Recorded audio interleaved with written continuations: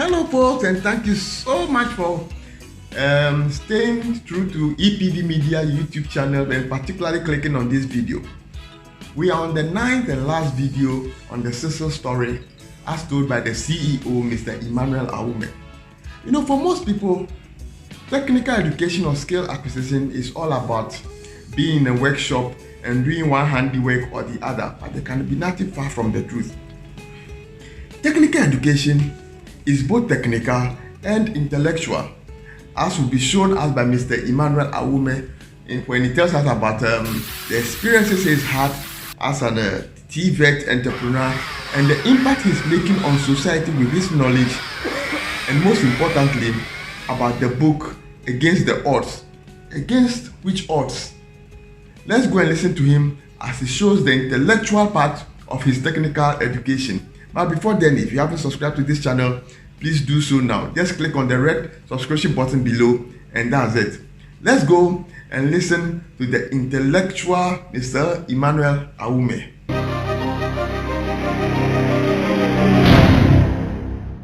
I got to realize that I have walked against the odds in much of my life as a person and through my educational career as well as my business career.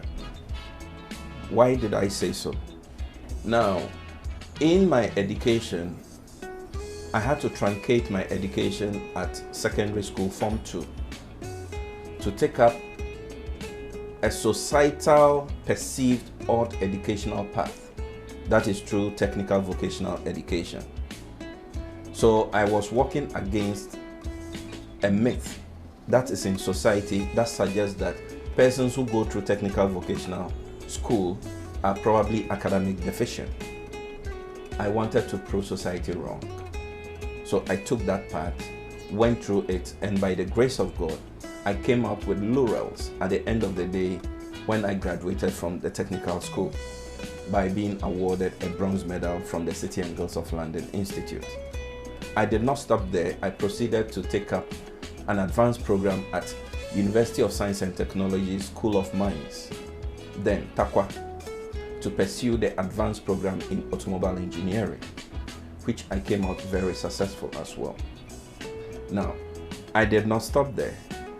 I then proceeded to the university where I took up a program in marketing, where I had my first degree in marketing.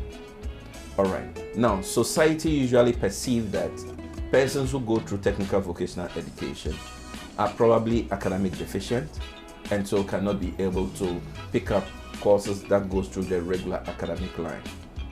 So I've become a dual personality, having both technical and academic education blend.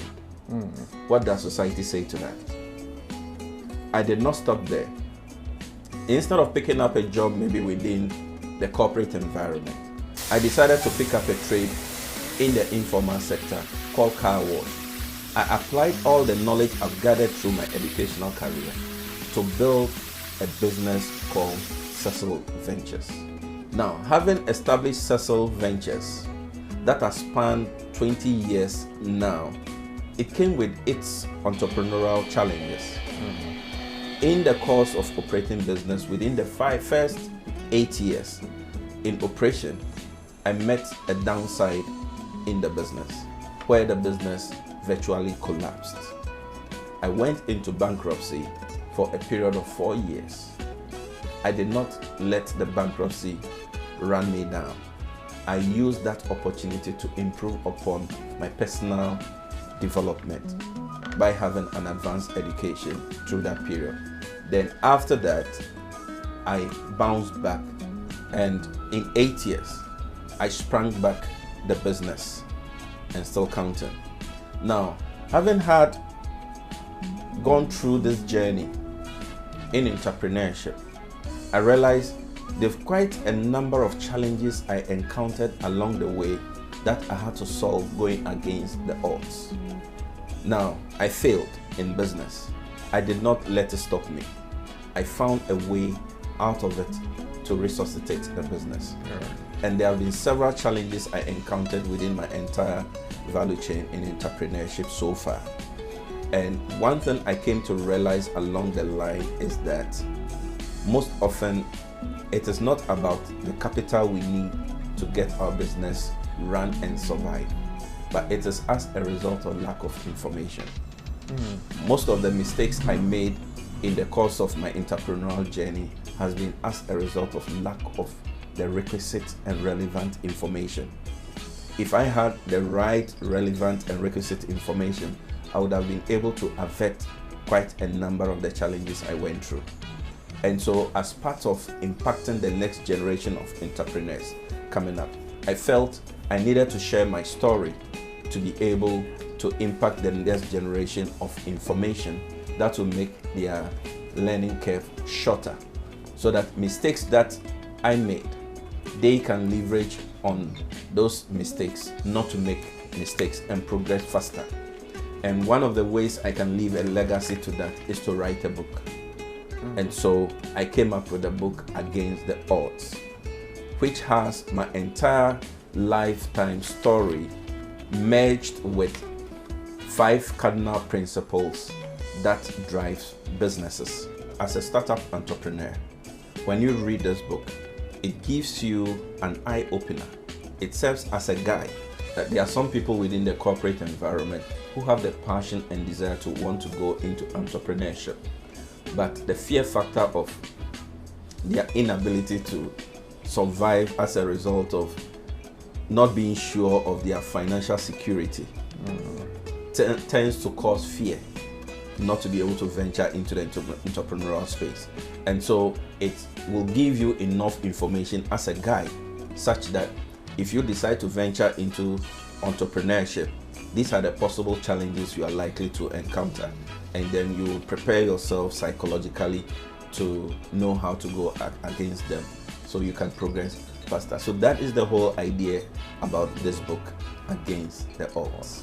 Having had all these experiences through my entrepreneurial journey, and having recognized the fact that information is key to business growth, development, and sustainability, I decided to establish an initiative that is towards human capital development in entrepreneurship, which is called the Sesil Entrepreneurial Coffee Session. This is an initiative that communicates information in a casual, informal manner, such that it allows persons within the entrepreneurial space to be able to openly speak out freely, to be able to get their innate feeling and actual situation on the ground meted out for you to understand them. Now, one of the mantra of the Sesil Entrepreneurial Coffee Session says that you cannot use an external solution to solve an internal problem. The solution to every problem is within the same problem. And so if you don't create that enabling environment for a person to be able to speak out naturally and actually of their plight, you will not be able to find a solution to their particular problem. So the Sesil Entrepreneurial Coffee Session creates such enabling, practical, informal setting for its audience, such that they'll be able to openly and freely speak out on realistic issues. Then you'll be able to deduce the solution from their own problem and solve their problems for them. In the midst of providing such initiative to persons, I got to realize that there are quite a number of people that have started calling me for consultancy services, mentoring services, business coaching, and all the various services that can help their businesses thrive. And I'm already operating my business alongside. And so paying attention or giving attention to such persons is becoming a challenge. And so the only way I can add value to providing such services to these people is to establish a consultancy that can add value to people's businesses. And so I set up the Sesil Entrepreneurial Coffee Session and have a wing of it that provide consultancy service to persons who are interested to want to get their businesses to grow and increase their profitability. So my specialization in the consultancy I provide is into business growth and profitability.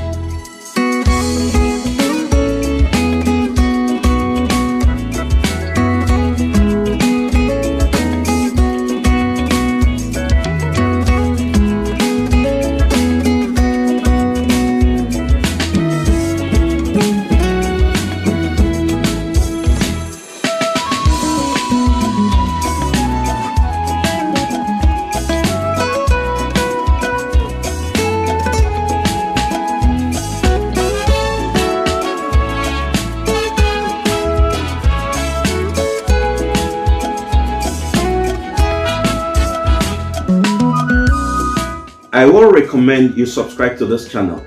This is a channel that seeks to provide you with enough information on entrepreneurship, technical vocational education and training, and ICT. These are sets of information, when well harnessed and made judicious use of, can help build on your human capital in the job market.